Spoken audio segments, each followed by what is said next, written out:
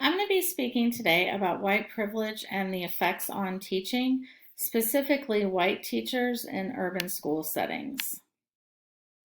My three questions are: how can we effectively prepare white teachers to teach in urban schools?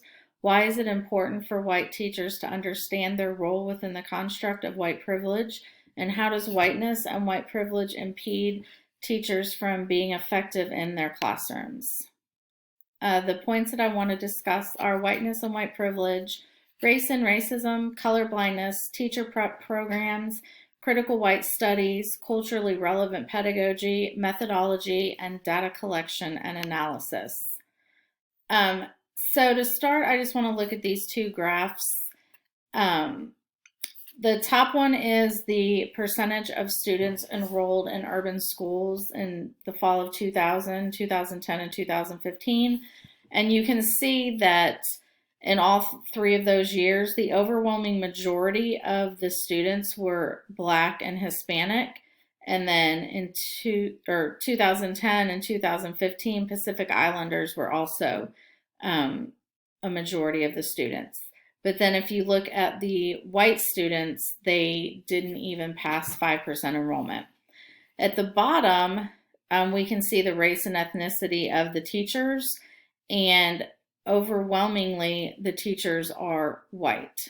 And Black and Hispanic teachers don't even pass 10%. So, what is whiteness? Whiteness is built on racism and white supremacy, and whiteness allows us to disassociate with groups based on race. We've been able to ignore race because our whiteness doesn't affect us in a negative way. Some of the benefits we have of whiteness and white privilege: we have access to better jobs, we have access to power, and we have access to wealth. We also have access to better jobs, access to better health care.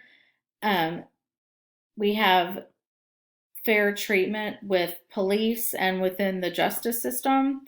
We have access to better housing, and issues with voting we do not have.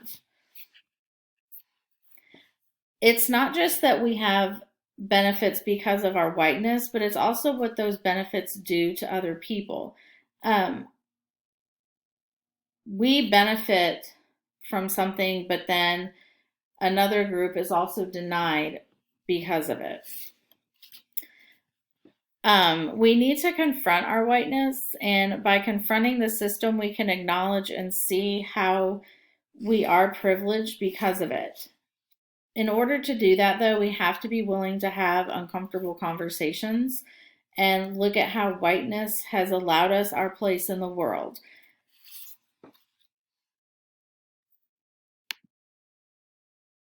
Race and racism. Race is not just physical, but it also controls space. It's connected to job distribution, wealth, and also power. And an aspect of racism is color blindness, and it's this idea that you don't see color at all, and it comes from the invisibility connected to racism. But when you claim that you don't see someone's color, what you're actually saying is you don't see their experiences, you don't see them for who they really are. And our white privilege is what gives us the ability to say this and to eliminate race. This blindness gives us the choice to avoid conversations that we need to have because we want to be nice, and we don't want to bring up things that we feel are going to be uncomfortable to other people. But in reality, it's the conversations that are uncomfortable for us and things that we don't want to confront. Being nice and colorblind is just another way of us trying to perpetuate this idea that we're not racist. And in reality, what this is doing is it's keeping white privilege in its place. We need to be honest about how we benefit from our whiteness, and more importantly, realize how it actually does affect other people. when looking at how racism affects our schools, this is a map of 13 states in the South, and the blue is the percentage of Black students that were enrolled, and the orange is the percentage of those students that were suspended. So if we look at Tennessee, for example, 23% of the students enrolled in Tennessee schools are African American. Of those African American students, 58% of them were suspended, which is completely disproportionate. And it's the same throughout the rest of the South. And then there were 84 school districts in the South where 100% of the students that were suspended were Black. So we can say all we want that racism isn't affecting our schools and it's not affecting our kids, and we can deny the fact that we don't play a role in it. But until we start having honest conversations about our place in society and how that feeds into the system of racism and white supremacy, this kind of stuff is going to continue to happen. So we have to change our thinking, and we have to be honest and reflective about how race benefits us and how in turn it's hurting somebody else. There's also the idea of white guilt that we need to distance ourselves from. The whole idea of I feel horrible that happened. I can't believe that happened. And it turns into these I statements. I. And we then take the narrative on as our own narrative, and it's diminishing and eliminating actually the real lived experiences of somebody else. I saw this and thought it was relevant to the whole idea of color blindness. I don't see race, I'm a good person. What that's really saying is, I'm going to use my place of privilege to refute and deny the sufferings of those who do not have white privilege, while at the same time erasing their personal and cultural history. So for teacher prep programs, what our programs do is they prepare teachers to become teachers. They are taught theories, they're taught content, they're taught different skills and strategies to use in the classroom. What we aren't taught is the realities of teaching in an urban school.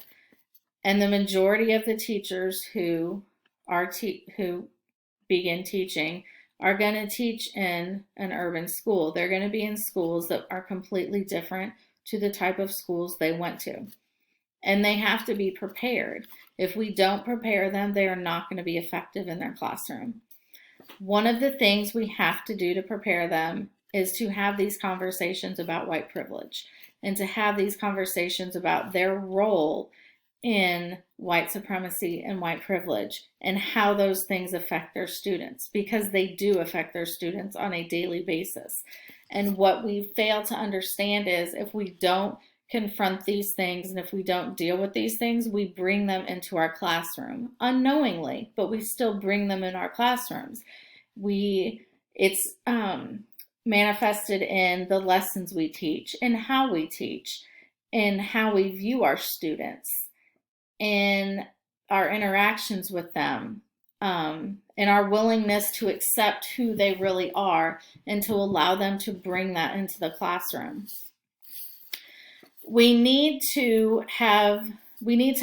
Our future teachers need to understand the curriculum and not understand it in the sense of how to teach it, but they need to understand that the curriculum is written from a white narrative.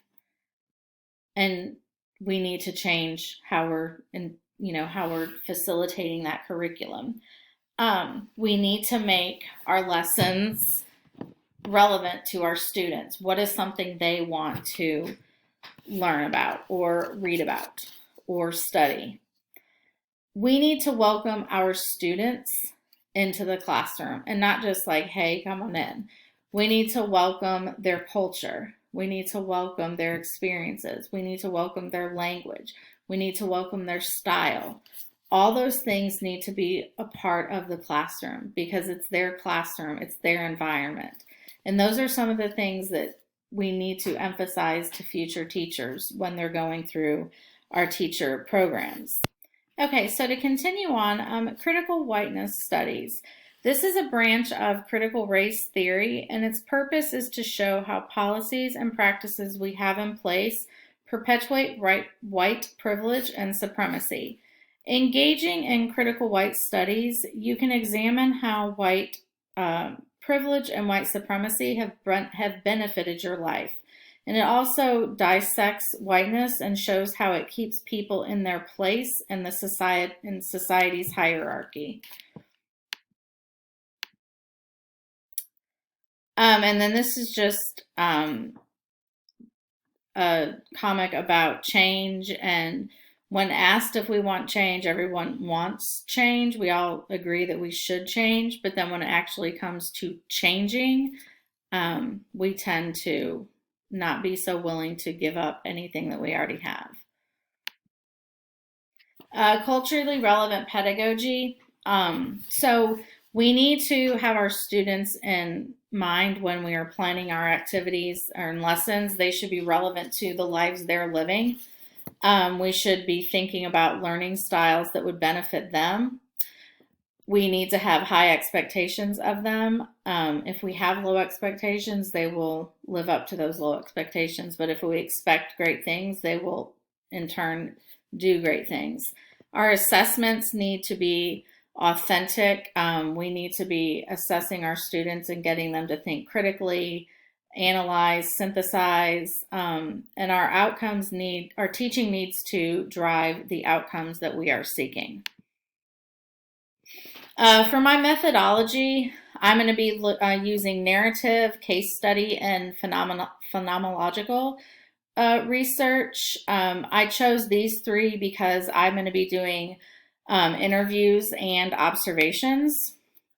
For my data collection, in the observations, I'm going to be looking for how the teacher interacts with the students. What does the classroom look like? How are they delivering the lessons? How are they interacting with their coworkers? For interviews, I want to know about their history, about the type of teaching they had when they were growing up, how that influences their teaching now. What do they think about their students? What do they think about the neighborhood? Do they actually know anything about the students in the neighborhood, just besides outside of the classroom? And for the analysis, I will take all of the information from the interviews and the observations and read through all the transcripts, find all the information that's important, and all the things that are like similarities that start coming up. And then after that, break it all down and start grouping things, putting things in groups that are similar, going back and looking over the groups and seeing if things need to be rearranged again or put into different groups, until I have everything grouped in a way that will help answer my 3 questions.